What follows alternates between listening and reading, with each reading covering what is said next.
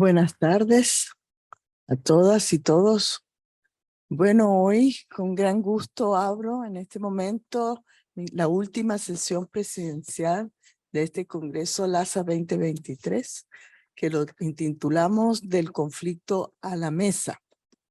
Uno de los procesos que nos parecen más interesantes y poco visibilizados en las temáticas académicas en América Latina y el Caribe son los procesos de negociación, cuando hay un conflicto o hay una guerra. Esos procesos generalmente ocurren cuando los contrincantes, rivales, enemigos, piensan que no pueden, tienen un empate, digamos, de fuerzas y entonces se convencen que la salida violenta no se prolongaría indefinidamente. Y entonces generalmente pueden darse algunas condiciones para procesos de negociación.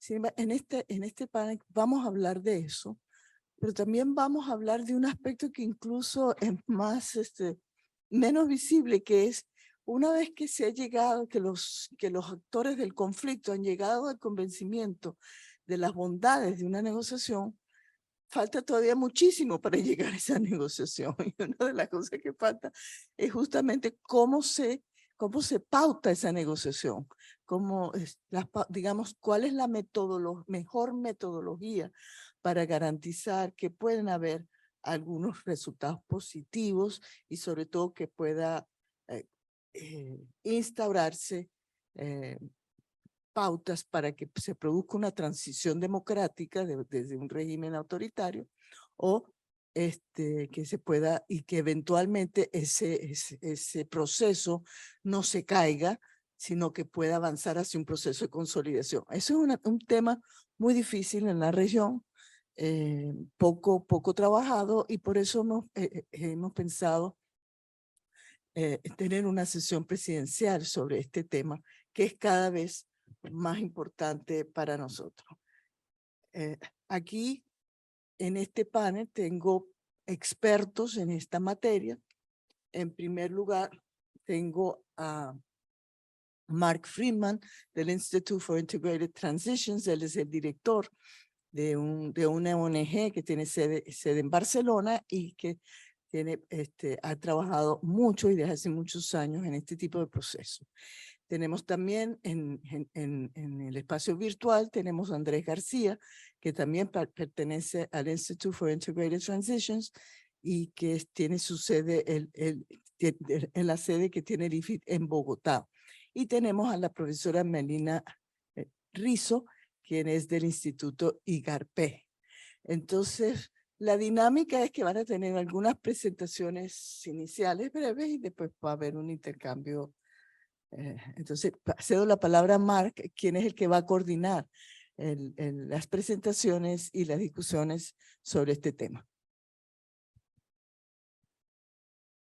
Gracias, Margarita. I'll switch to English. I think we're going to do a bilingual, Yeah, that would be wonderful. a bilingual panel. And it's a pleasure to be here.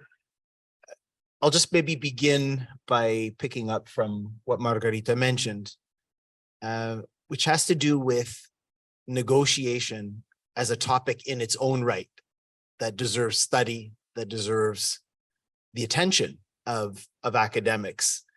There are many places where the subject of negotiation itself is largely disregarded or under-considered by the academy.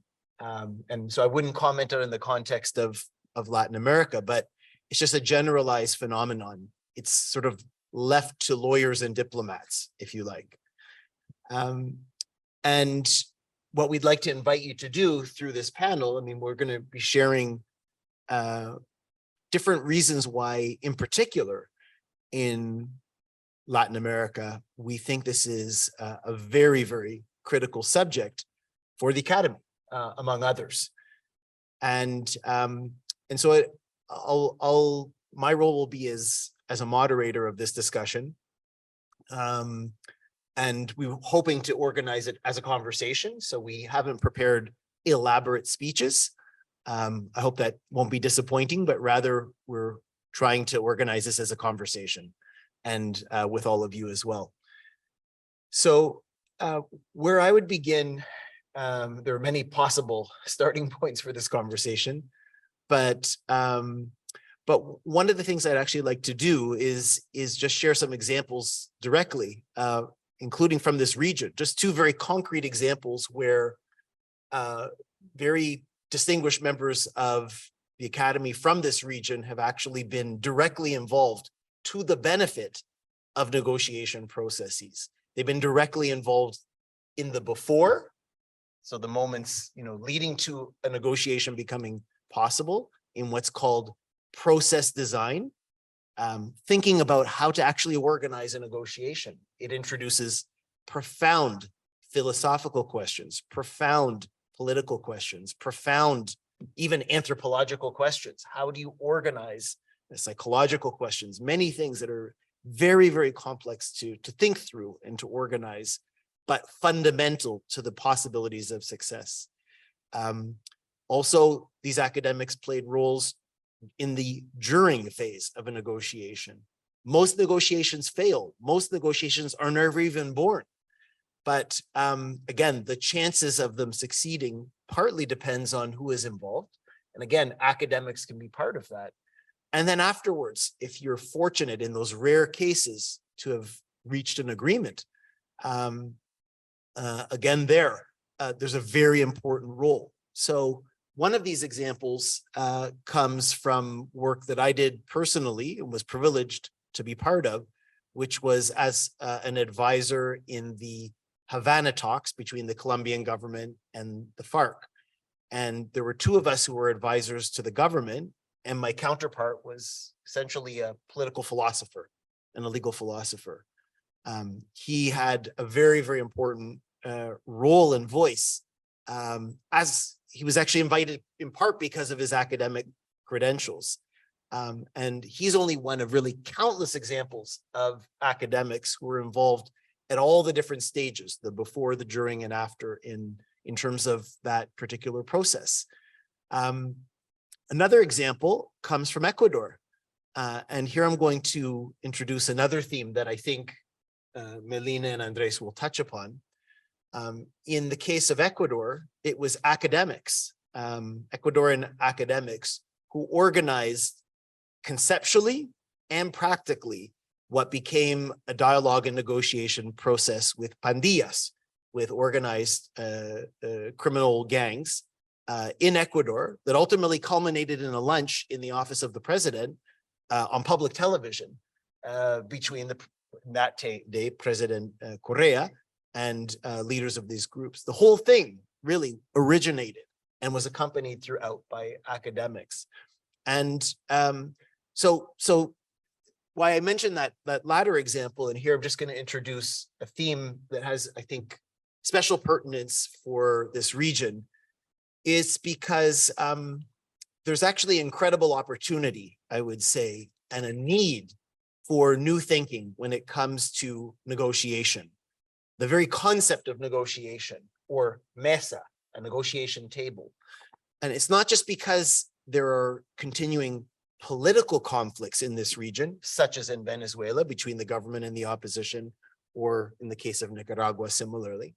But there's obviously, it's not a secret to say that there's a very significant regional problem of violence, but not the violence of the Cold War, not the violence of rebels and revolutionaries, with really one exception at this point, arguably the ELN in Colombia, but a very different phenomenon of violence. And the question that has to be grappled, which is beginning to be grappled more and more with, it's a taboo subject, is whether the theory and practice of negotiation also has relevance when it comes to gangs, cartels, and other criminal groups that use violence as part of their methods. Is this a relevant tool? And again, that's a question that we'll be thinking about here. We argue that it is in our particular institute, at least something to be thought about. But here again, I would really underscore the value that the Academy itself can play in thinking about this at a conceptual level and in bringing the new ideas that are going to be needed to confront this problem with the full toolbox that is currently missing. So those are my introductory comments. What I'd like to do maybe is turn to my colleague, Melina, and invite her to share an initial reflection just to kind of get us started. And I'll do the same with my colleague, Andres. Yeah. Bueno, voy a hablar en español. Yo soy Melina Rizzo. Yo, para empezar, me gustaría agradecer la invitación para estar acá, Margarita y Mark. Es una discusión muy importante y comento de dónde vengo. Yo soy directora de investigación de un think tank que se llama Instituto Igarapé, que está basado en São Paulo, trabajando en temas de seguridad pública, seguridad climática y seguridad digital. Entonces, desde la perspectiva, eso es importante porque voy a presentar desde una perspectiva de la violencia armada que estamos mirando en la región, más en términos de criminalidad y menos en términos de conflicto de parte política internacional. Y creo que también la discusión, cuando hablamos de negociación y conflicto, tendemos a pensar inmediatamente, por lo menos mi cabeza de investigadora piensa en la parte internacional.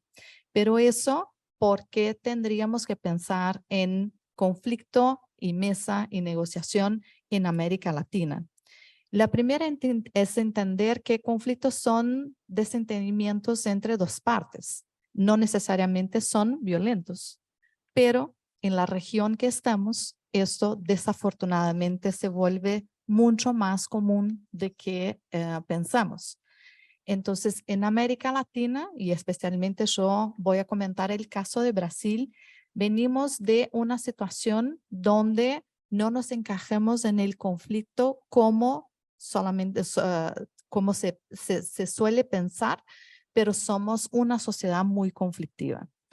Para tener una idea, en la región tenemos, en Latinoamérica, tenemos 10% de la población, pero 35% de los homicidios del mundo. Entonces somos una sociedad muy violenta donde parte de ese conflicto que está en nuestra realidad se transforma en violencia. Y además de distintos tipos de violencia. Por supuesto, la violencia armada o los homicidios o los asesinatos tiene distintas causas. No estamos hablando de una causa única y cada uno de los países tiene su realidad, como podemos observar con las distinciones. Pero también no podemos dejar de pensar el rol que tienen los grupos armados y los grupos criminales en este volumen de asesinatos que observamos en la región. Entonces, esto también es una situación muy importante.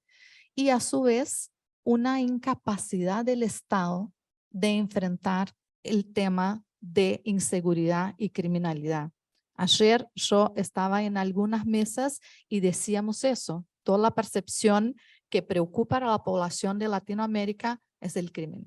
Entonces eso siempre está en distintos países a más alto concepto y preocupación de la población y en una incapacidad de avanzar. Entonces, comentando un poco del caso de Brasil para pensar conflicto y negociación y estos grupos criminales y cómo podemos pensar nuevas formas de entender la situación. Brasil tiene una violencia muy persistente. Somos, creo que el país en números absolutos que más mata por año en el mundo. Estamos hablando a lo largo de las últimas 2 décadas por lo menos, vemos en la realidad 50,000 homicidios más o menos a promedio del año.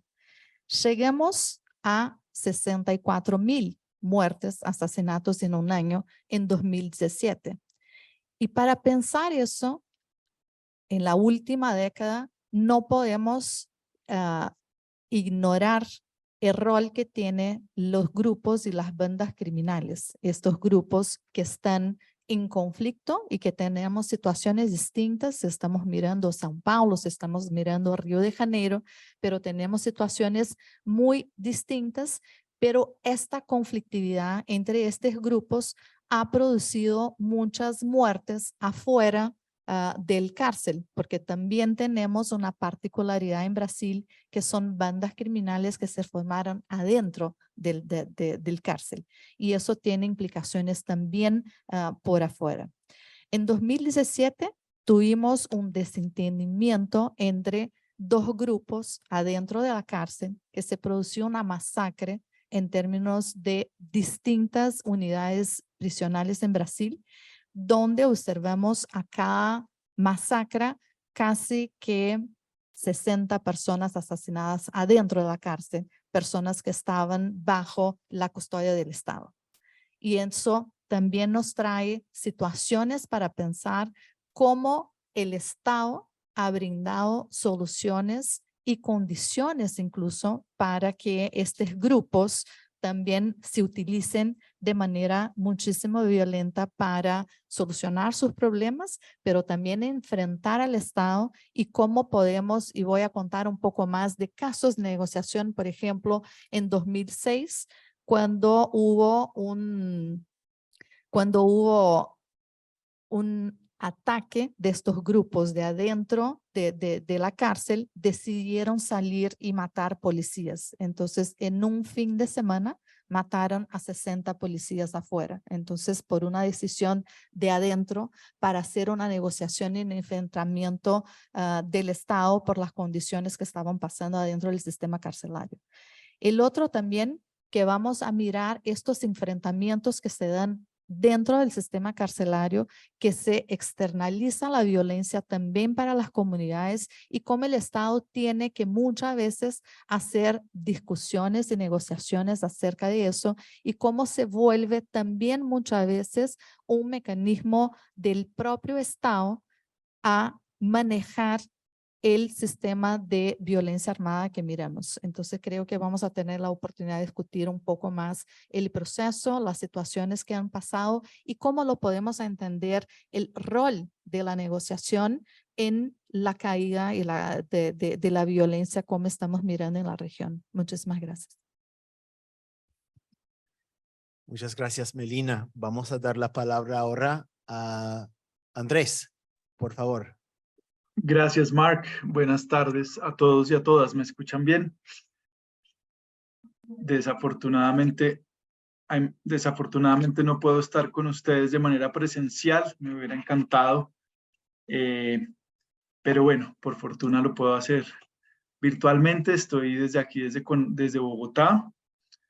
Y pues como decía Margarita, yo también hago parte del equipo del Instituto para las Transiciones Integrales. Soy colombiano.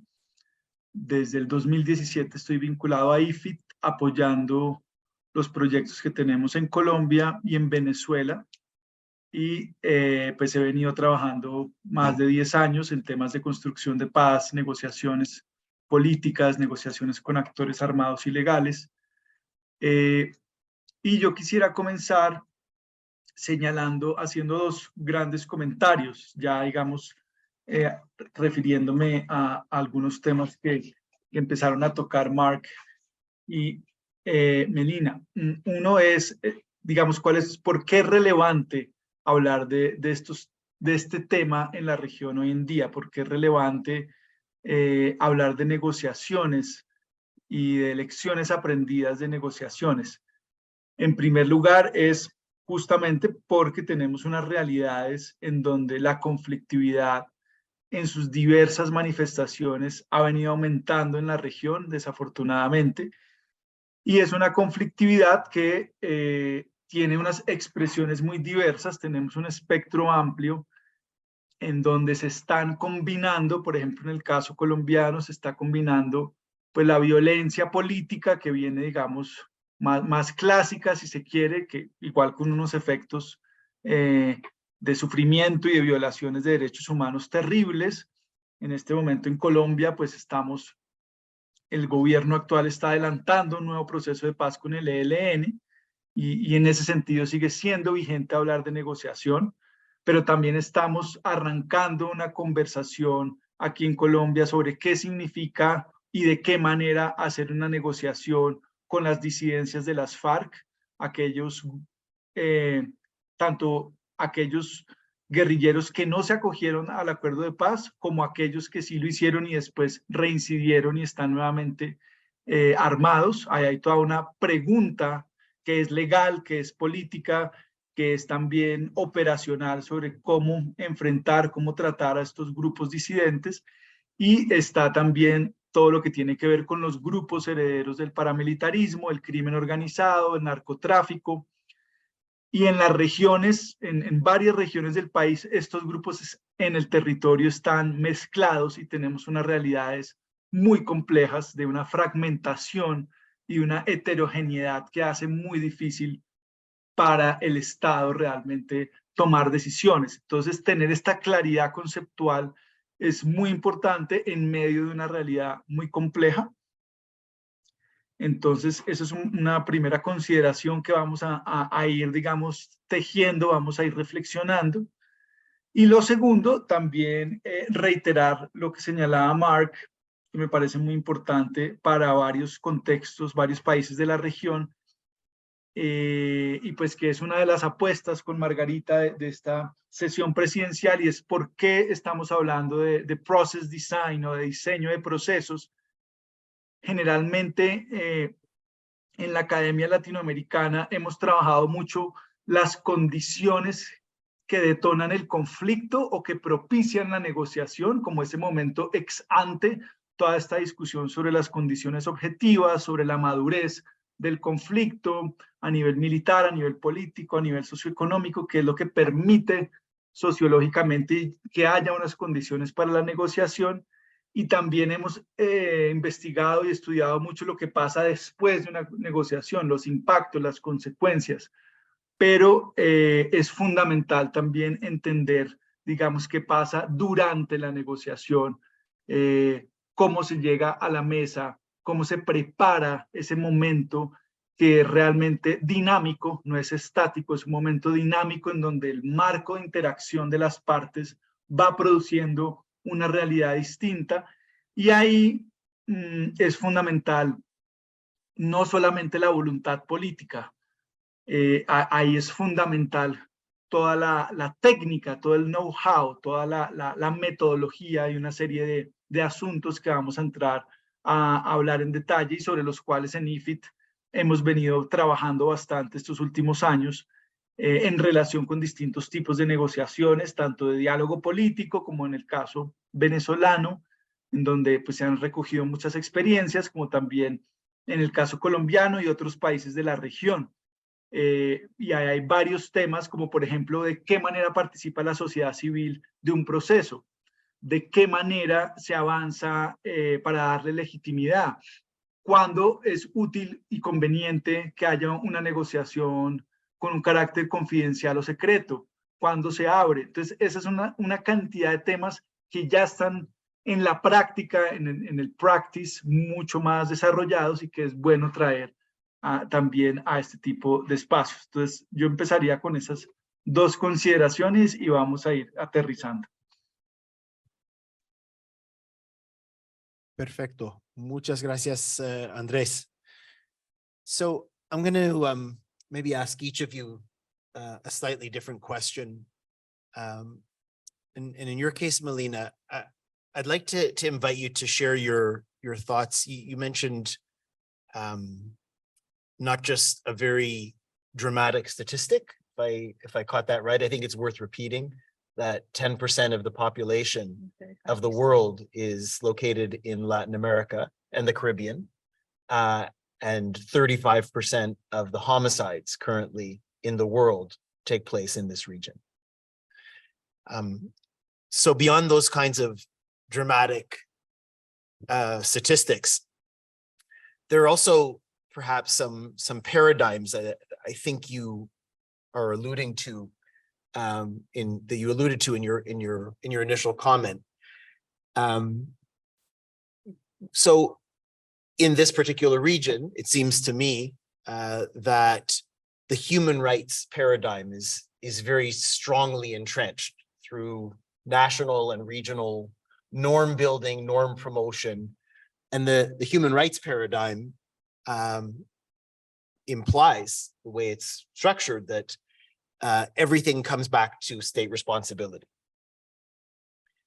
But a lot of the kinds of conflicts, I mean, I think this is partly what you were alluding to in your initial comment. I mean, a lot of the kinds of violence that have to be faced here, including, you know, again, reflected in the statistic that you gave, perhaps requires us to look not only at what the state can do, but also at the actions of private actors of different kinds, armed actors, that are of a sort of dizzying variety in some ways, but very few of which have political motivations, at least outwardly. And so I suppose the question is, you know, we're talking about here from del conflicto a la mesa, from the conflict to the negotiation table. I just wanted to invite you to offer any reaction or reflection about this paradigm and whether that is something that also is relevant to this discussion. Is the human rights paradigm in which all responsibility is traceable back to the state, what it does or fails to do, is this part of the challenge of bringing the subject of negotiation, giving it greater attention and legitimacy, not only by the academy, but also perhaps by societies in a region where the human rights paradigm is so deeply entrenched, or at least it seems to be? Gracias, Mark. Estábamos hablando un poco antes de empezar el panel, cómo este paradigma de los derechos humanos en una región tan marcada por dictaduras, por violaciones del Estado, como eso muchas veces establece la manera como miramos el problema. Entonces siempre estamos buscando mirar el Estado violador de derechos en términos de cómo lo hacemos, este proceso general para la violencia y para una cantidad de cuestiones. Pero la violencia, la verdad es que ha cambiado mucho. Y entonces parte sí, y podemos como rastrear el impacto y cómo las violaciones de derechos del Estado, por ejemplo, en el caso brasileño, en el caso de las cárceles, tiene la raíz de lo que estamos diciendo en términos de fortalecimiento de estos grupos, pero es importante entender cómo estos grupos también se conforman y también son actores que trabajan con una perspectiva muy distinta. Me parece que siempre cuando estamos, por lo menos en el caso de Brasil, siempre estamos mirando en términos de violencia, la violencia practicada por el Estado, porque tenemos como la caja de herramientas para entender cómo hacer con que el otro, con quien estamos haciendo la negociación, estamos siempre hablando en el marco de derecho, tienen cómo cumplir con los acuerdos que estamos haciendo.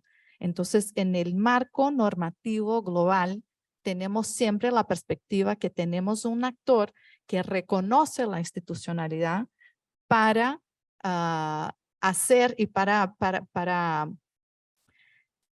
seguir, ¿no?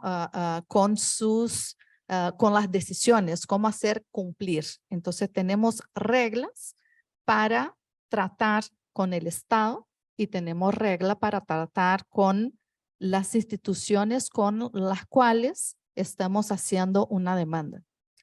Cuando hablamos de estos tipos y de la parte criminal de actores no estatales, cambia totalmente la perspectiva de la negociación que se puede esperar, cómo lo hacer cumplir con estas condiciones que se da en la negociación, y esto es un paradigma totalmente distinto que todavía creo que en la práctica se ha desarrollado herramientas, pero todavía falta la parte de la academia a traer una perspectiva teórica y mecanismos prácticos cómo podemos avanzar en este tipo de negociación, por ejemplo, con estos grupos que muchas veces sí están impactando toda la dinámica de Latinoamérica, y muchas veces cuando pensamos en las condiciones de negociación como un tema en sí que tenemos que avanzar, ¿cuáles son las condicionantes necesarias y para entender estos otros grupos donde no tenemos los mecanismos, no tenemos las herramientas y el sistema no está preparado para eso. Entonces, creo que parte del desafío y por eso la invitación de la academia a a profundizar los retos que tiene y cuáles son las herramientas posibles cuando estamos hablando de grupos que no son grupos institucionales. Estamos muy acostumbrados a lidiar, a manejar la parte institucional. Entonces sabemos que hacer una demanda contra el Estado, contra la policía violadora, pero ¿cómo hago con un grupo que se llama Primero Comando de la Capital en Brasil, que no tiene ninguna institucionalidad, que no reconoce las leyes y cómo podemos avanzar sin tener las condiciones de un Estado violador? Porque parte también de lo que estamos enfrentando en la región son como las políticas no solucionan, también los gobiernos empiezan a hacer respuestas arbitrarias y que eso adiciona al conflicto. Entonces, ¿por qué no tenemos todas las herramientas para enfrentar esta dinámica? Eso se vuelve en un ciclo vicioso de violencia, de violaciones del Estado, pero no logramos salir de este ciclo porque no tenemos otras herramientas y no estamos debruçando suficientemente en el problema de cómo hay otras maneras, y creo que sí, la parte internacional humanitaria puede tener como insights para que nosotros podamos avanzar en términos de la perspectiva y también una mirada más sistemática en los procesos de negociación nos va a traer muchísimos aprendizajes para avanzar en este problema que estamos enfrentando en la región.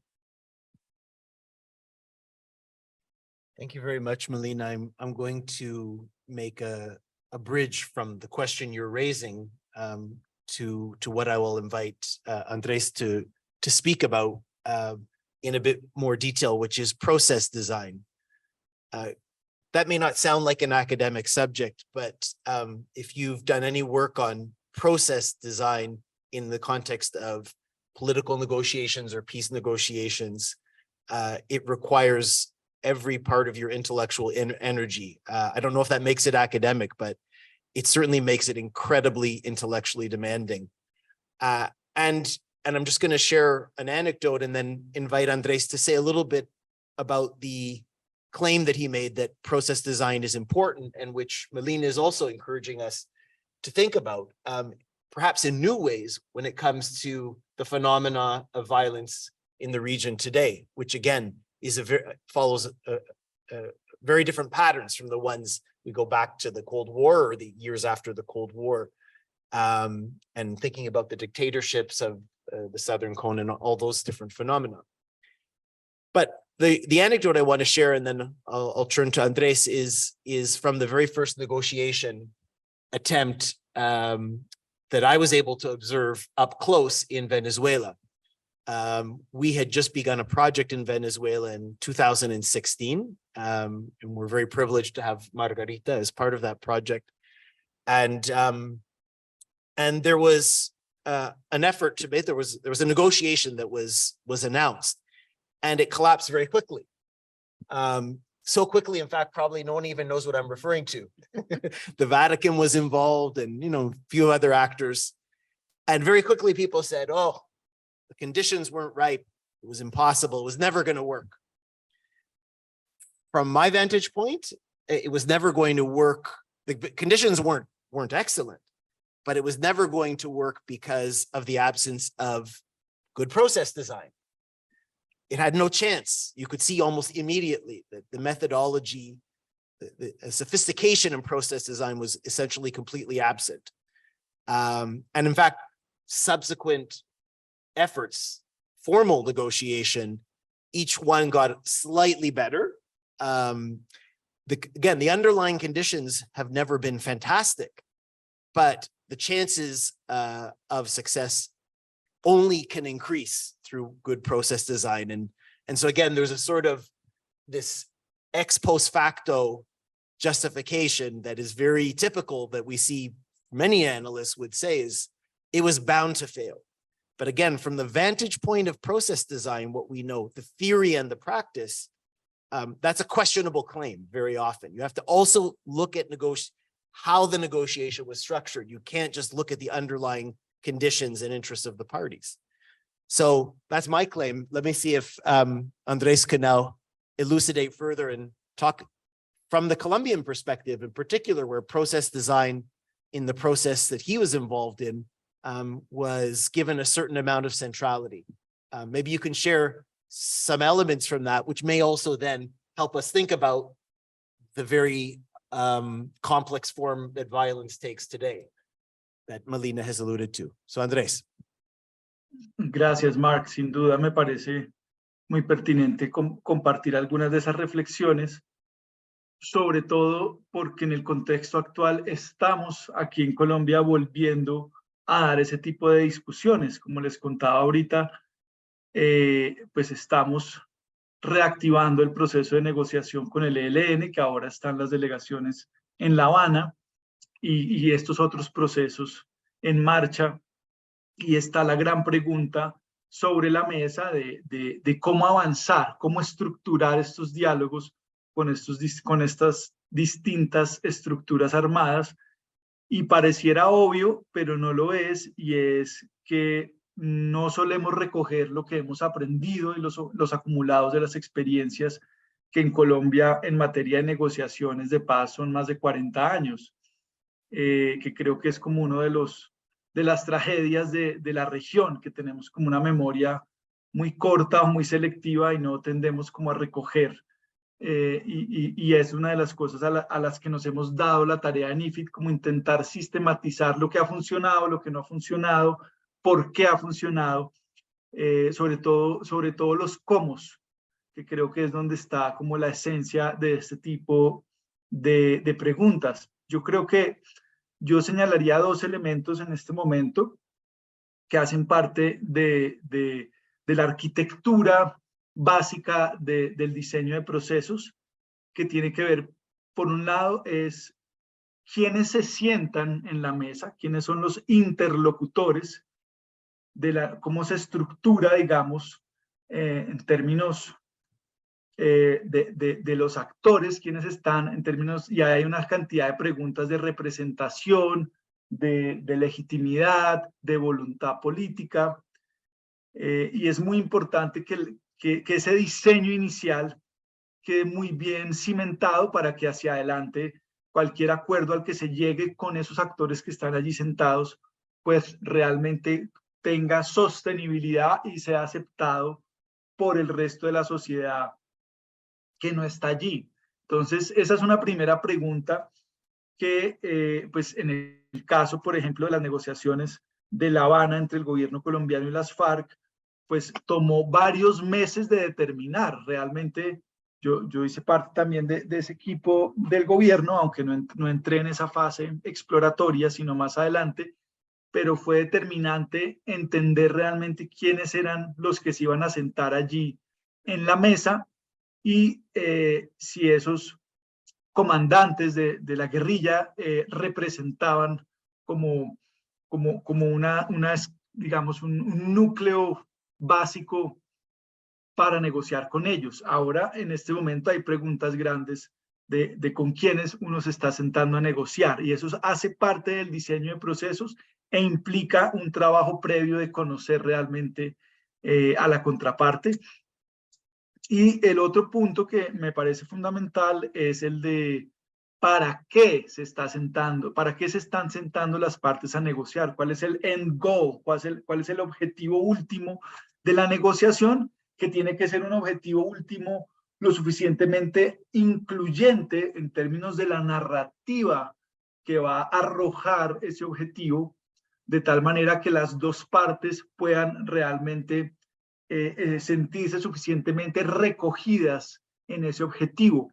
En el caso de la negociación de paz de La Habana, ese acuerdo previo antes de empezar las negociaciones formales, ese acuerdo marco que se denominó el acuerdo general, pues estructuró ese objetivo en términos de de poner fin al conflicto armado, no para sentar las bases para la construcción de paz. O sea, el objetivo no era un acuerdo de paz, sino un acuerdo para terminar el conflicto militar para luego estructurar, digamos, unas medidas que sirvieran para construir la paz. Pero entonces la redacción del objetivo, porque uno a veces se sienta y no tiene muy claro para qué es que se está sentando, y eso también ha pasado muchas veces pues en los procesos de negociación que ha habido en Venezuela. Es para lograr elecciones, es para lograr eliminar las sanciones, es para lograr mejoras humanitarias, y por eso el avance del memorando de entendimiento de agosto del 2021 es tan neurálgico, porque plantea una sombrilla lo suficientemente sustantiva e integral. Excellent. Thank you very much, Andres. Maybe I'll ask one last question to each of you, and then we'll open it up for questions from the audience. So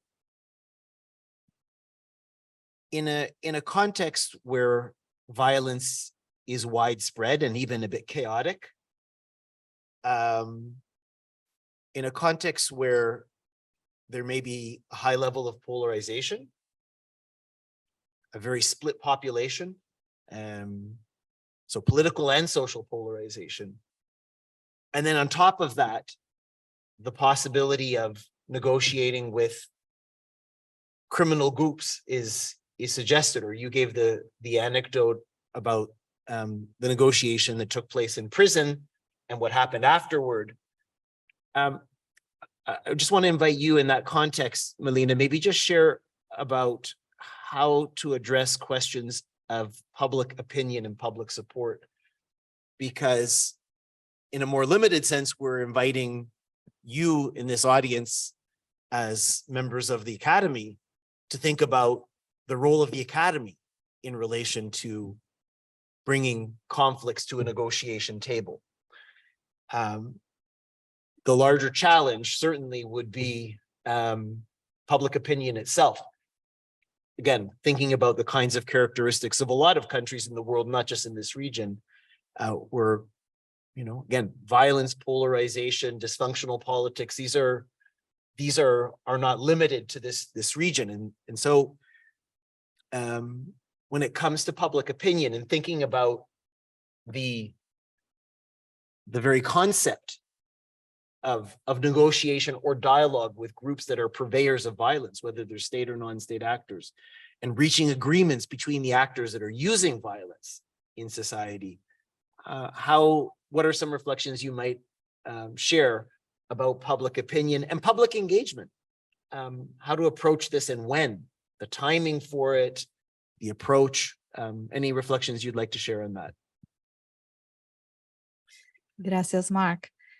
Creo que solo voy a hacer una desde donde estoy, desde donde miro, no la perspectiva institucional macro, esto de los grandes acuerdos y negociaciones que Andrés menciona, un poco traer en la perspectiva de la seguridad pública. Entonces, solamente pensando quiénes son los actores que tienen que estar involucrados.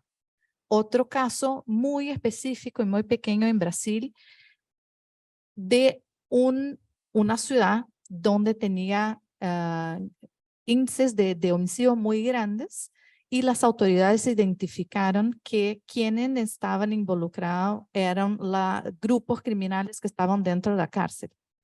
Y entonces se hizo una mesa donde se tiene que involucrar distintos actores, diciendo no solamente la parte policial, pero también el poder judicial. Porque eso sí, la negociación final, ¿quién lo hace en términos finales? Entonces pensar quiénes son en la mesa, dependiendo del tipo de conflicto que estamos diciendo, hay que involucrar distintos actores dentro del Estado. Yo, incluso para decir, yo vengo de la administración pública, entonces trabajando desde esta perspectiva y dentro de esta mirada, entonces muchas veces tenemos que involucrar a los poderes ejecutivo, judiciario y también la parte legislativa en algunos casos. Entonces, importante tener eso en cuenta de quiénes son los ¿Quiénes son los representantes? Incluso si vamos a pensar en situaciones, por ejemplo, de grupos armados, de violencia y todo eso, tenemos que involucrar las personas que tienen la toma de decisión. Y eso en general estamos hablando del poder judiciario, que ni siempre, ahí el tema también de conflicto, están de acuerdo con la situación toda que estamos hablando. Entonces hay una coordinación también interna adentro del gobierno, adentro del Estado, yo diría, para entender si todas las partes están en la misma página para hacer una negociación cuando se va a hacer con este tipo de grupos. Y muchas veces, ¿por qué lo están haciendo? En algunos casos, muchas veces esa negociación que no necesita ser formalizada, pero todas las condiciones que Andrés decía, tiene que estar reflejada incluso en situaciones mucho más informales. Por ejemplo, estas condiciones tienen que ser preguntadas. ¿Quién tiene que estar? ¿Cuáles son los actores para eso funcionar? Y además, ¿cuál es el alcance que queremos tener con un tipo de negociación? Por ejemplo, muchas veces es una situación muy específica de criminalidad que está pasando afuera del sistema y que eso sí podemos tener algo de muy corto plazo, muy puntual, pero aún así lo caracterizamos como una situación de negociación. Entonces, para decir que la negociación tiene muchas dimensiones y puede operar en distintos niveles. Entonces, entender este proceso y cómo lo trasladamos para distintas situaciones, creo que también puede ser una situación importante de reflexionar y cómo aprender de estos sistemas y hacer una mirada sistemática para que se pueda tener mucho más éxito en todo tipo de negociación. Y ahí sí tenemos una discusión en términos de la opinión pública. ¿Cuándo hacer eso de una manera pública? ¿Cuándo hacer eso de una manera secreta? De una manera donde no se publiciza, porque muchas veces con estos grupos, cuando miramos en la situación de Brasil, por ejemplo, eso no se hace de manera pública y tampoco se busca alcanzar como un sistema general de la población para estar de acuerdo con estos sistemas que tiene que pasan para reducir niveles de violencia. ¿Cómo sabemos y cuándo eso llega a público? Cuando después de pasado empieza a tener periodismo investigativo y ahí se empieza a poner en el debate público que eso ha pasado. Y la manera como lo proponemos en el debate público tiene absolutamente toda la diferencia que se puede imaginar. Muchas veces, y eso creo que en Brasil, pero no solamente en Brasil, tenemos una situación como el crimen, el grande mal de todo. Entonces la gente tiene que ir a la cárcel a sufrir, y creo que la perspectiva, la venganza de las personas cuando estamos hablando de violencia tiene a ver con eso. Cómo presentar y cómo hacer un debate racional en términos de cuáles son que son las condiciones a final de negociación. En el caso de Brasil, las condiciones de negociación son condiciones humanas de situación de cárcel, que al final me parece que no tendrían que ser un tema de negociación, porque es el Estado que nos está brindando un sistema de situaciones. Entonces, no se trata necesariamente de privilegios para un grupo o otro grupo, pero sí de situaciones, de condiciones mínimas de seguridad en términos y adentro del sistema carcelario. Estos grupos criminales en Brasil se fortalecen porque el Estado no actúa adentro del sistema. Entonces, cuando tenemos una política de seguridad que está mucho enfocada en la guerra a las drogas, poniendo personas que no tendrían que estar adentro de la cárcel y llenando todo el sistema, lo que decimos mirando desde afuera es que el Estado lo está haciendo el reclutamiento para estas organizaciones. Y como el Estado no les brinda seguridad adentro del sistema, una persona tiene que filiarse a un grupo u otro para mantenerse vivo o para tener mínimas condiciones de supervivencia adentro del sistema carcelario. Entonces, eso también genera una situación muy compleja en términos de pensar qué es la situación de negociación, cómo se plantea eso en el debate público y además cómo lo hacemos para tener una garantía mínima de condiciones incluso de encarcelamiento. Entonces, pensando en una población que tenemos en Brasil y creo que tenemos también en distintos países de Latinoamérica, una población mucho más, una población muchas veces conservadora, donde este tipo de derecho es una, no sé si en Brasil tiene un dicho que la gente dice que los derechos humanos son para las personas que no hacen la situación correcta. Entonces, incluso la parte de derechos humanos, que se dice en portugués, direitos humanos para os humanos direitos, intenta hacer el cambio para decir, estas personas que solamente están preocupados con la parte de derechos humanos no están para las condiciones generales de la población, sino para estos grupos de personas criminales.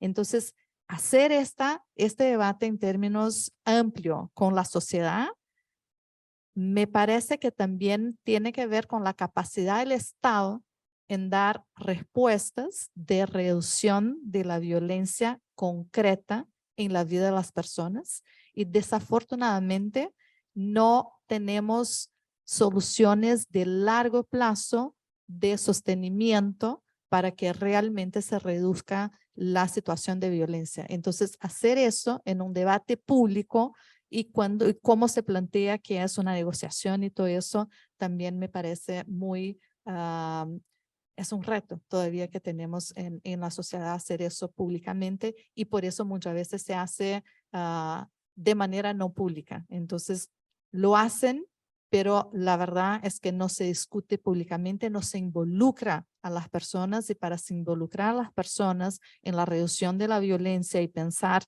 que se maneja en la negociación tiene que ver con un cambio de mentalidad que no me parece que estamos avanzando en este sentido, sino que en el sentido contrario cuando miro todo el sistema de autoritarismo que vivimos en la región. All very important points, Melina, and maybe just a footnote to what you just said. I mentioned earlier the example of Ecuador and the role that academics played conceptually and practically in mounting this entire dialogue and engagement process that culminated in agreements with two very important gangs at a national level.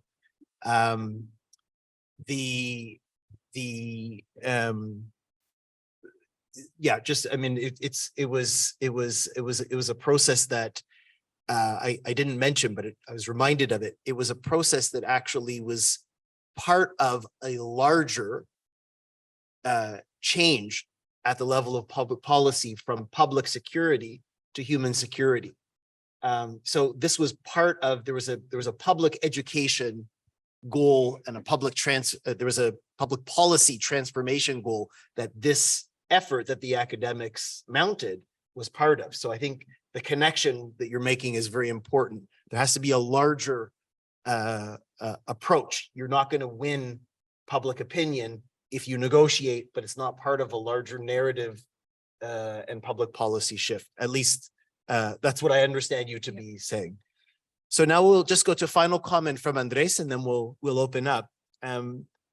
So again, drawing a connection from some of what you said, Andres, but also from some of what Melina has shared. So one of the debates, I suppose, that we have to have here when we're talking about the importance of methodology and process design, the importance of negotiation as a subject of inquiry and serious work and scholarship that deserves its own place, is perhaps some skepticism that some people have about macro agreements, comprehensive agreements, the kind that we saw that you and I were both part of between the Colombian government and the FARC. And I think many, myself included, wonder how many more of these macro comprehensive settlements we can expect to see in future, whether it's with rebels, of which there are almost none left in this region, or with other kinds of armed groups or political opposition groups. How do you view this question?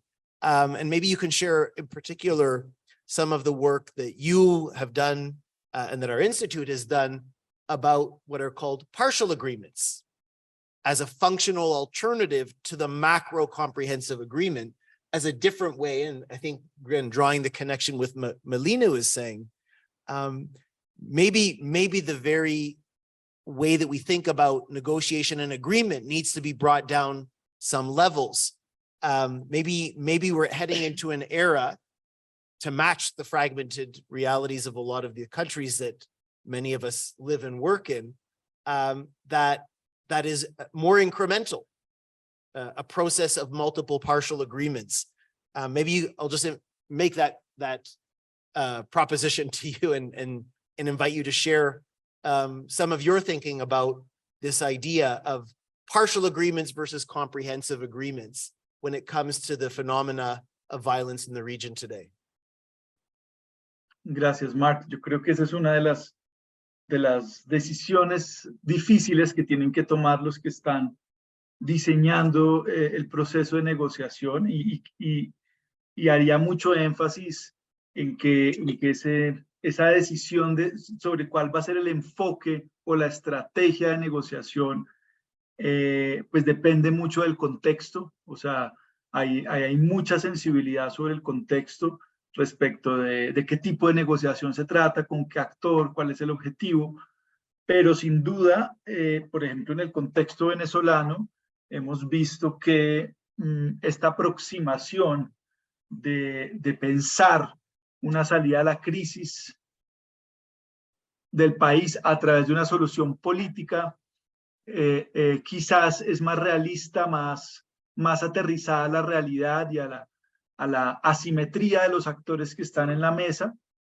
cuando se pone, digamos, sobre el tapete la posibilidad de avanzar a través de una lógica, como tú decías, incremental, gradual, de acuerdos parciales, bajo una consideración clave, y es no perder de vista que hay un horizonte de transformación, porque siempre hay un riesgo muy complejo de sopesar, de evaluar sobre la marcha, y es que el actor más fuerte sobre la mesa pues tienda como simplemente a utilizar esa metodología de acuerdos parciales para evadir los temas centrales de la negociación y quedarse, digamos, en un escenario de status quo.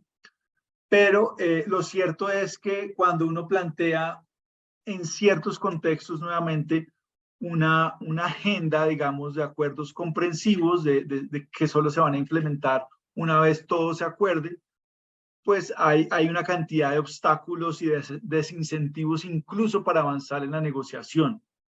Entonces ahí es donde hay unas ventanas de oportunidad para compartimentalizar los problemas, para empezar a crear resultados tempranos, producir, digamos, unos primeros acuerdos que vayan creando confianza, que vayan demostrando que es posible avanzar en esa senda de negociación. Y creo que pues esto lo hemos reflexionado bastante en el instituto, y es cómo hay una lógica, digamos, de un círculo virtuoso en donde un primer acuerdo en un momento primero aumenta la posibilidad de llegar a un segundo acuerdo, como una especie como de una escalera que tiene una retroalimentación positiva, en donde uno divide un gran problema político en partes más pequeñas y empieza por aquellas en donde hay una zona de acuerdo posible más amplia, y va a partir de allí, va creando un momentum, una dinámica propia que incluso le da más herramientas a aquellos actores dentro de las partes y por fuera que tienen y que creen más en la posibilidad de una salida política. Pero cuando se empieza por una agenda muy compleja, muy integral, es muy difícil crear como esa especie como de subir al bus a mucha gente, de crear esa masa crítica, porque se toma mucho tiempo en avanzar. Entonces ahí hay unos temas de temporalidad, de secuencia, de crear resultados en ciertos temas, y yo creo que un ejemplo fue lo que se logró en noviembre a través del segundo acuerdo parcial en Venezuela, en donde si uno lo estudia desde el punto de vista metodológico, fue un gran acuerdo, más allá de lo que ha pasado desde entonces con la implementación de los fondos, etcétera, pero fue un buen ejemplo de cómo utilizar los acuerdos parciales para abrir la puerta hacia otros acuerdos. Lo que pasa es que estamos ahí, digamos, nuevamente estancados, pero yo creo que es una herramienta más que hay que contemplar, teniendo en cuenta todas las variables de contexto. Hay contextos en donde es muy difícil y los temas son muy sensibles. Por ejemplo, en los temas pues, que lo estamos viviendo aquí en Colombia esta semana, un acuerdo parcial, por ejemplo, sobre un cese al fuego, en un escenario donde hay muchos actores, donde las regiones son muy complejas, ahí hay una cantidad de sensibilidades y ahí hay que ser muy cuidadosos. Entonces, el planteamiento nuestro es simplemente decir, aquí hay una posibilidad de contemplar un set de herramientas, un factor más dentro de esta caja de herramientas que es el diseño de procesos, y que tiene sus pros y sus contras dependiendo del contexto en donde estemos situados. Excellent. Thank you very much, Andres. So I know we have 2 questions online, which I can read, but I'll also invite, should anyone in the audience wish to. You, Margaret? Yeah. Okay, we have a few. So what I'll suggest is we'll just gather all the comments, questions, reactions, and then we'll turn it back to our panel. Oh, okay. I'm sorry. Bueno, muchísimas gracias por estas intervenciones, estas reflexiones. Creo que tenemos que ir abriendo este camino de la complejidad de lo que significa ir a procesos de negociación. Yo creo que yo no sé cómo decirlo, son temas sumamente complejos. Creo que el talante latinoamericano no es muy de negociaciones. Me parece que no le cuesta esa idea, sino siempre está pensando en quién va a ganar ante el otro para perder. De manera que, por lo menos en el caso de Venezuela, ha sido muy difícil tener un camino de negociación, y hasta el sol de hoy, ni los actores políticos, ni la sociedad en general, e incluso uno a veces se sienta en estas reuniones y tampoco está muy convencido de que puede salir bien un proceso de negociación.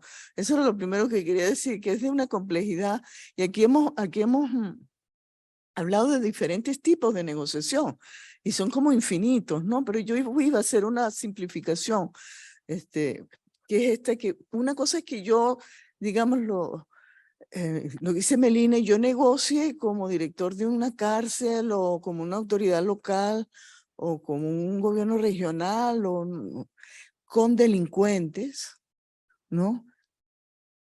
Bandas.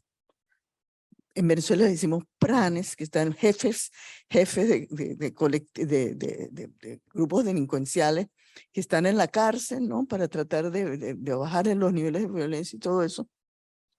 Y ahí yo te preguntaría, ¿y cómo se manejan en esas negociaciones el Estado de Derecho?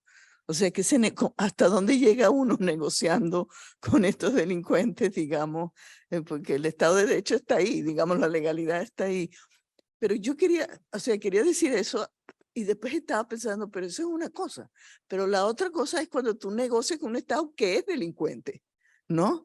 Y entonces, ¿cómo hacemos con eso? O sea, ¿qué expectativas se puede tener en una negociación donde el Estado mismo es parte de las mafias, es parte de las redes delincuenciales, y que eso hace que los costos para de negociar sean sumamente altos? Entonces, ¿y cómo se maneja el Estado de Derecho ahí? Ese es, digamos, como para comenzar a pensar un poco, porque yo creo que un nivel es el delincuencial, pero hoy en día tenemos cantidades de gobiernos que son delincuentes ellos. En Centroamérica, por ejemplo, en Venezuela, por ejemplo, o sea, están totalmente penetrados por el crimen organizado. Tenía otras cositas, pero es que hay bastantes preguntas por ahí. Voy a dejar ahí.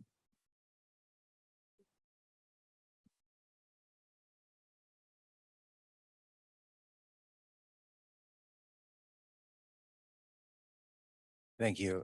My question is similar to Margarita's, but first let me just say that we organized this panel and a couple other panels thinking precisely to highlight the knowledge creation that takes place in NGOs and foundations and movements. And I think you've really showed why we had that impulse. We really appreciate you're circling back and making calls to the Academy to help with that thinking. Thinking about the Mesa, what happens actually in the negotiation table, and this question is for Melina, but really for anybody.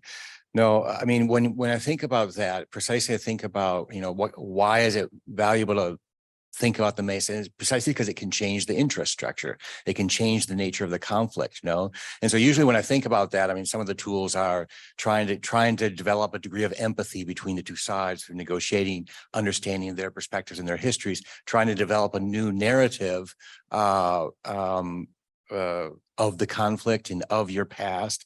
And so one of the things I think I've actually come across in the literature is to realize that your political opponent is not criminal.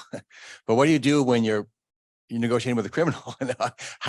So I want to ask, how does this impact the different tools that actually happen in the Mesa and the table? I mean, you talked about whether it's public or private or whatnot, but also, do you use the same tools, or are there a different set of tools? Do you think about it differently?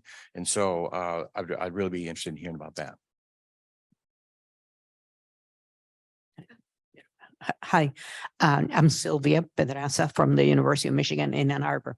I have had no experience with negotiating anything at the level of countries, nations, Latin America. But for the last 5, almost 6 months, I have been living through a difficult situation at the University of Michigan where the graduate student instructors have gone on strike. And so it's the GSIs, as we call them for short, against the administration, against the dean, and particularly the provost and the president. And it seems to me that one of the things that has happened in that process, and I'm still, I was hoping that I would get an insight from you guys about how do you get from the conflict to La Mesa. They are at La Mesa. They do try to negotiate with each other, but in fact, what they're doing all the time is demonizing each other. Okay, so that the graduate student strikers, the striking GSIs, as they call themselves, have posters of the president and so on, where he looks perfectly hideous. By the way, he's a new president. That really, this doesn't have a history with the university, but it's creating one, of course. And he looks perfectly hideous. And then underneath it, it says things like, his salary is so, very, very high presidential salary, and he's spending 15 million fixing his president's house, which is not at all true. That was decided by the regents before they hired him, because they got rid of the old president. And so the president's house was empty for a few months, and they decided to take advantage of that and begin fixing the house. So it is a process of demonization. And the other side too. The other side also, the administration demonizes the striking GSIs, essentially saying that they have done this, that, and the others. So I think, and again, I'm a very innocent person in this very difficult intellectual space. I think the first thing that people have to do is to begin to stop demonizing each other, to treat each other's claims as legitimate on both sides. It would seem to me that would be step number 1. Now, I don't know what would be step number 2, number 3. If you guys can help with that, I would be very grateful. Thank you. Muchas gracias. Voy a hacer mi aportación en español. Primero quiero agradecerles muchísimo por este panel. La verdad lo disfruté muchísimo porque creo que hacía falta algo así. Ha habido pocos paneles sobre construcción de paz y al final la negociación forma parte de eso. Entonces creo que eso es muy bueno en un mundo, como bien decían, tan polarizado y con las situaciones que estamos viviendo en América Latina. Yo vengo de la Universidad del ITESO, de Guadalajara, la Universidad Jesuita de Guadalajara, y también soy mediadora certificada por el Poder Judicial, y me dedico a temas de mediación y negociación y resolución de conflictos. Y cuando los escuchaba, pensaba en cómo los investigadores o desde la academia podemos contribuir en la negociación y en la resolución de conflictos, sobre todo porque estamos trabajando directamente frente a las violencias y frente a las realidades de conflicto que muchas veces escalan. Sin embargo, parte del cuestionamiento que tenemos con otros profesores es que cuando están haciendo investigación dicen, no, pues yo voy y tengo que ser completamente neutral para poder obtener una buena investigación. Sin embargo, yo cuestiono mucho la neutralidad. Si bien es uno de los principios fundamentales de la mediación, ¿no? El que haya un tercero, mediador o mediadora, persona mediadora neutral, yo lo cuestiono mucho. Y tiene que ver con lo que hablaban hace un momento con el tema de la legalidad. Y ¿hasta dónde? ¿No? ¿Hasta dónde podemos también negociar cuando estamos hablando de que hay estados fallidos y que estamos hablando de que hay cuestiones criminales? Entonces, ese cuestionamiento yo también lo tengo porque muchas veces no es fácil negociar desde esa idea porque la paz o la construcción de paz no se puede vender de cierta forma, ¿no? O sea, tiene que haber como unos lineamientos. También está el tema de los derechos humanos como eje rector, pero yo también tengo mis dudas a veces de cómo vemos los derechos humanos, como bien lo decías hace rato, cuando se vuelven también un arma de doble filo, ¿no? Según cómo se estén manejando. Y sí creo que el tema de las herramientas, que hablaban en muchos momentos de la caja de herramientas, es sumamente básico, o sea, importantísimo que en la academia comencemos a trabajar más sobre ello. No podemos investigar, y más cuando estamos haciendo análisis cualitativo y estamos con sujetos que están viviendo las violencias, no tener este tipo de herramientas que nos permitan abordarlos. No todo investigador tiene herramientas de negociación o de mediación. Hay también muchísimos talleres para trabajar en ello y pues yo creo que el ASA también podría ser un espacio para que lo trabajáramos también los investigadores que queremos estar in situ y queremos trabajar en medio de estas violencias. Entonces, muchísimas gracias y ojalá haya más paneles como este.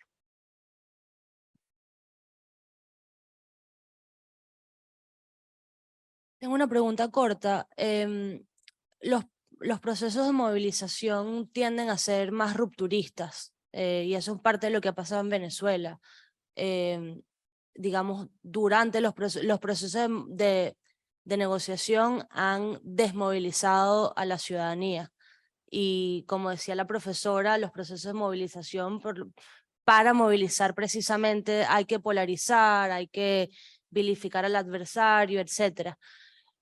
Algunos ejemplos actuales de movilizaciones con narrativas de paz, porque los académicos siempre estamos diciendo que no, bueno, pero es que no es o sea, no es contradictorio la negociación con la movilización, con la organización ciudadana, etcétera. Más bien debería complementarse. Eso, digamos, en el librito. En la práctica, eso puede suceder realmente. Hay algunos ejemplos en Latinoamérica, como decía Margarita. O sea, capaz hay ejemplos fuera de Latinoamérica que haya que tener más presentes, pero en Latinoamérica me gustaría algunos ejemplos. Gracias.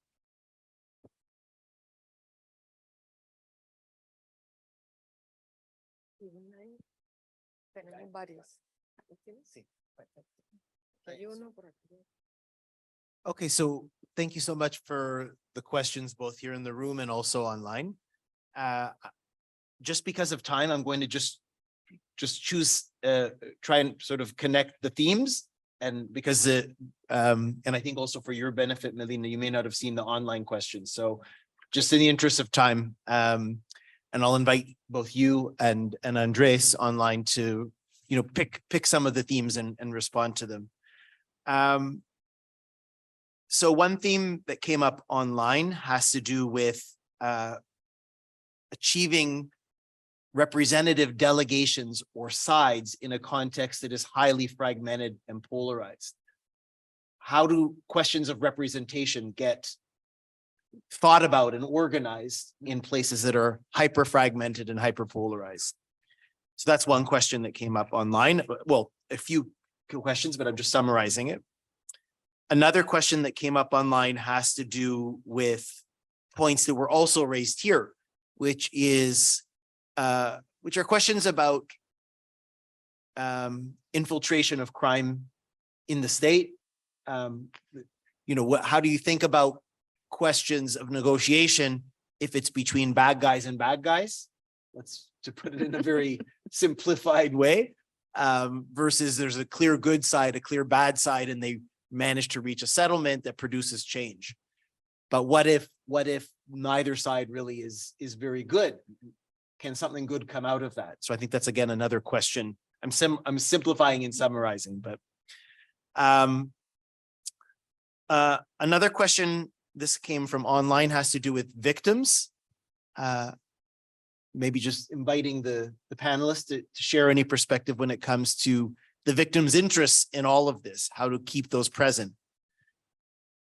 And then maybe two final themes. I'm just trying to draw these connections. One has to do with this point about demonization, mutual recognition. How do you deal with bad actions in the middle of a negotiation where there is active demonization? How do you respond to that? How do you save the negotiation when it seems the parties themselves aren't committed to it? From a process design perspective, how to think about that. And a final question, just at the end here, had to do with the balancing act between mobilization on the street, mobilization for change that may be critical to get the conditions for a negotiation. But then how do you keep that sense of mobilization alive once a negotiation begins? Could it not end up having a sort of appeasing effect on those who you wish to see mobilized for change? So those are, I think, 5 different themes, and you can maybe choose a couple from that and Andrés the same, and then we'll have final words. Bueno, no sé si tengo las respuestas para todas las preguntas, pero algunas reflexiones. Cuando pienso en negociación, estoy hablando de una situación capaz que más de distintos niveles, ¿no? Hay las grandes, como estamos hablando, pero hay situaciones de negociación que pasa cotidianamente. Puede tener el Estado, puede no tener el Estado. Yo conozco casos de las bandas criminales haciendo una negociación entre ellas. Es decir, estamos nos matando, paramos un momento, hay una situación distinta que lo podemos mirar, aunque no sea una negociación formal, podemos mirar desde una perspectiva y un paradigma de negociación para entender cuál es el resultado. Entonces, creo que la negociación tiene que ver, cuando decimos podemos negociar con criminales, hay 2 partes. ¿Cómo se logra hacer eso? Creo que ahí sí hay mucho trabajo para hacer la investigación, incluso la academia, para entender cuáles son los resultados. Porque parte puede ser una reducción muy puntual en la caída de homicidios que tiene un impacto significativo para una comunidad. Y en ese momento puede ser que tenga la participación del Estado, puede ser que no tenga la participación del Estado. Y vemos muchas veces en algunas comunidades donde, por ejemplo, líderes religiosos entran para hacer esta negociación, incluso para entender. Entonces, cuando hablamos de negociación, entender el marco de que se produce, y creo que Andrés en su primer habla decía cuál es el objetivo que tenemos en esta negociación. Creo que esto es clave para entender que no vamos a solucionar todos los problemas, incluso cuando estamos hablando con bandas criminales. No es que el resultado van a dejar de cometer crímenes. Esto tiene que tenemos como objetivos parciales y que puede traer beneficios. Ahora, no sin pensar todas las consecuencias, y por eso la necesidad de pensar el proceso de negociación y cuáles son las condicionantes y por qué este tema es tan importante, porque depende de cómo se arma un proceso de negociación, las consecuencias pueden ser peores. Y entonces, tener en cuenta, hacer estudios, entender el proceso es tan clave porque negociaciones pasan todos los días. Si el Estado está haciendo, no está haciendo, si lo estamos mirando, no estamos mirando, son condiciones cotidianas. Adentro de cárcel, cotidianamente, el director de la cárcel lo está haciendo. Tiene herramientas y lo está utilizando. Puede estar utilizando de manera correcta o no, pero lo está utilizando. Y eso no tenemos como el análisis, y creo que eso es una de las cosas que la academia puede aportar a entender cuáles son las condiciones y qué estamos produciendo. Cuáles son las cuáles son las consecuencias de una negociación, porque puede no funcionar, puede funcionar o el resultado puede ser peor en términos de las consecuencias. Entonces, por eso este tema es tan importante para entender en una situación tan fragmentada que tenemos, con una situación de aumento de violencia, de poder de estos grupos, dónde están estas condiciones y cuáles son los límites. Porque además también tenemos, es verdad, en muchos casos, el Estado que está produciendo. Entonces, el Estado también muchas veces es, una de las preguntas es, el Estado que también es ocupado por grupos criminales, y creo que este es otro tema también que ahí se mezcla de una perspectiva a veces teórica, pero no se baja la implementación y la práctica. Entonces también parte del llamado de la academia es cómo miramos este proceso. Yo en mi estudio académico miro la implementación de políticas públicas, que es un tema que no es muy investigado. Investigamos toda la parte de agenda setting, pero la implementación y la evaluación es como un no tema, como si eso no fuera un proceso que efectivamente cómo se llegan las políticas a las personas. Entonces creo que hay algunos temas en términos de la práctica y cómo eso genera las consecuencias que tenemos que avanzar.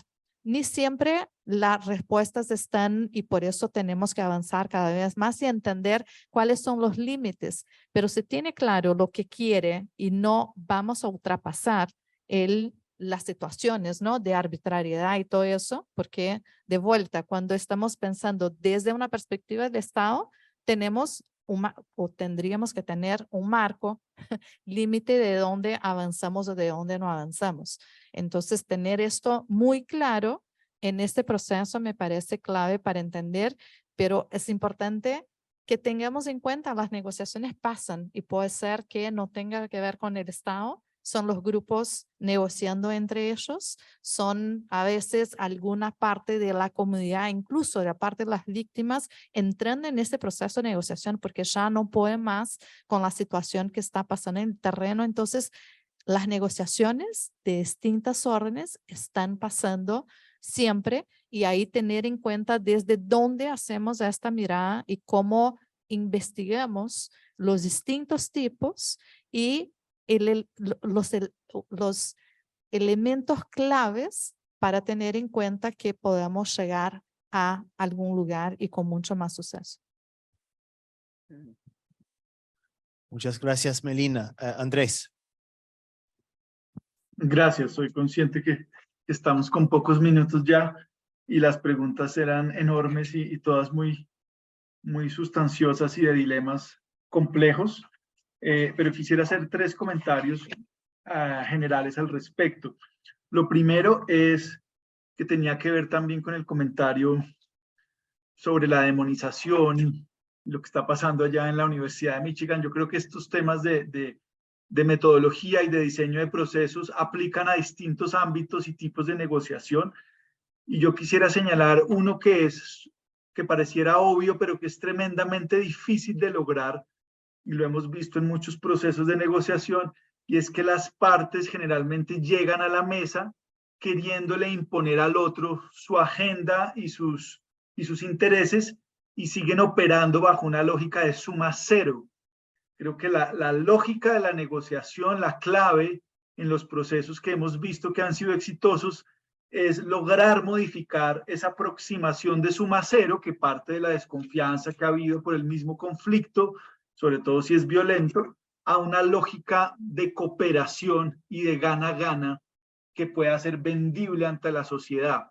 Obviamente, y esto lo vincula al segundo tema, que es la legitimidad de lo que se acuerde y de las partes que están ahí en la mesa. Si estamos hablando de una negociación de un Estado infiltrado por grupos armados, pues digamos, ahí no hay mucha legitimidad y por supuesto hay todo tipo de preguntas que hacerse. Pero mi punto es cuando hay ciertos actores que tienen cierto nivel de representación, pero que es una representación limitada, el tema de legitimidad puede resolverse al menos parcialmente a través de distintos mecanismos de participación de la sociedad civil. Sobre eso nosotros escribimos un paper, de hecho tenemos un trabajo conceptual y otro basado en el caso de Colombia sobre no sobre si es deseable o no que la sociedad participe, sino cómo debe participar la sociedad para lograr una mayor inclusión y legitimidad de cualquier negociación. Y mi tercer comentario tiene que ver con, digamos, toda esta discusión al respecto de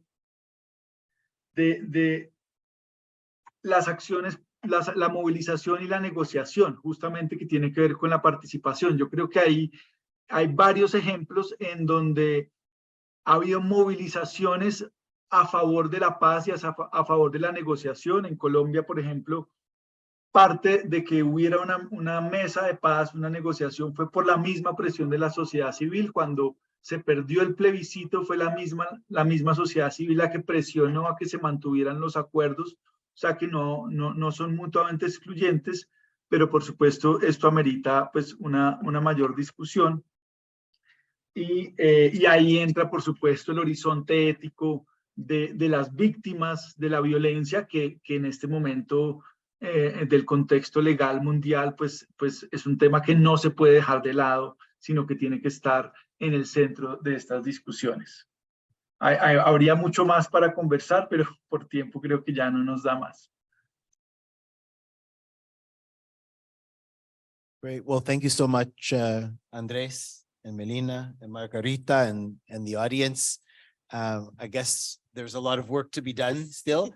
And again, in all seriousness, I mean, even though there is a body of work and practice that's very, very important that comes from classic peace negotiations that have been carried out over decades around the world, there are very different phenomena of violence that are going to require adjustments to some of the existing know-how and frankly, also probably some new ideas and some new tools. So it's a moment of a lot of, I would say, dynamism for people who care about these issues. And we very much hope that through this conversation that it may also inspire you to be part of that process. There's a lot of, as I say, there's a lot of work to be done and a lot of need. So thank you very much.